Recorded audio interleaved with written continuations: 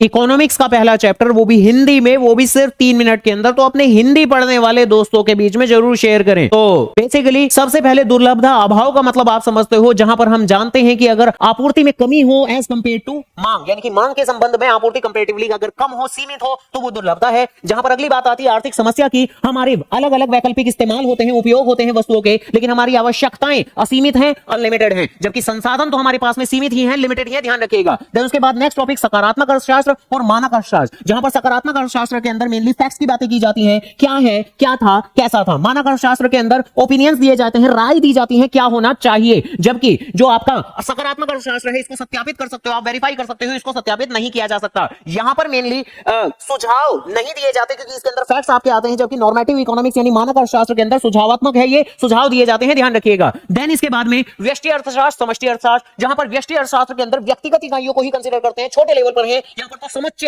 यानी कि एग्रीगेट्स को कंसीडर किया जाता है। यहां पर मांग और आपूर्ति के जो उपकरण है वो लिमिटेड है, यहां पर तो समग्र मांग और समग्र आपूर्ति को ही कंसीडर किया जाता है। एकत्रीकरण होता तो है लेकिन सीमित अवधि में, एकत्रीकरण यहां होता है उच्च डिग्री का। जब आप व्यष्टि अर्थशास्त्र पढ़ते हो, माइक्रो पढ़ते हो, तो मैक्रो के वेरिएबल को स्थिर मान के चलते हो, और मैक्रो पढ़ते वक्त माइक्रो वेरिएबल को आप स्थिर मान के चलते हो, ध्यान रखिएगा। यहां पर इसको मूल्य सिद्धांत, दैट मींस प्राइस थ्योरी भी कहते हैं, समष्टि अर्थशास्त्र को आय सिद्धांत भी कहते हैं। इसके अलावा देन इसके बाद अवसर लागत की अगले सर्वोत्तम विकल्प को जो आप छोड़ रहे हो वही आपकी अवसर लागत है। देन सीमांत अवसर लागत, जिसके अंदर एक इकाई एक्स्ट्रा गेन करने के लिए, प्राप्त करने के लिए जो त्याग आप कर रहे हो, जो सैक्रिफाइस आप कर रहे हो, उन दोनों के रेशो को आप सीमांत अवसर लागत कहते हैं। देन इसके बाद अर्थव्यवस्था की केंद्रीय समस्याएं, जो कि 3 हिस्सों के अंदर है। किन वस्तुओं का उत्पादन किया जाए, कैसे उत्पादन किया जाए और किसके लिए उत्पादन किया जाए। जहां किन वस्तुओं का उत्पादन किया जाए के अंदर आप चयन भी करते हो, सिलेक्शन भी करते हो, क्वांटिटी भी निर्धारित करते हो कि कितनी मात्रा में आपको उत्पादन करना है। कैसे के अंदर या तो आप श्रम यानी मैक्सिमम मजदूरों का इस्तेमाल करने वाले हैं, कम मशीन का इस्तेमाल करते हैं, या पूंजीगत तकनीक का इस्तेमाल करेंगे जहां पर ज्यादा मशीन का इस्तेमाल होगा, श्रम का यानी लोगों का कम इस्तेमाल करोगे आप। देन किसके लिए उत्पादन किया जाए, जिसके अंदर दो बातें, व्यक्तिगत वितरण की राष्ट्रीय आय कैसे बढ़ने वाली है, और कार्यात्मक वितरण, जिसके अंदर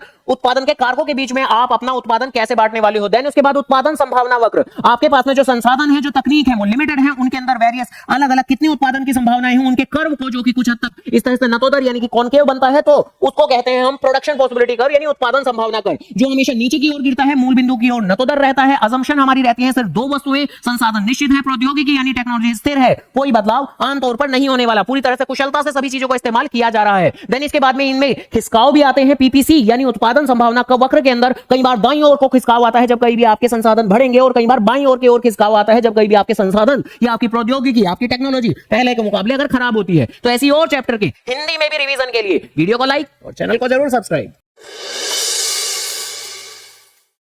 तो करना, करो ना भाई, क्यों नहीं कर रहे।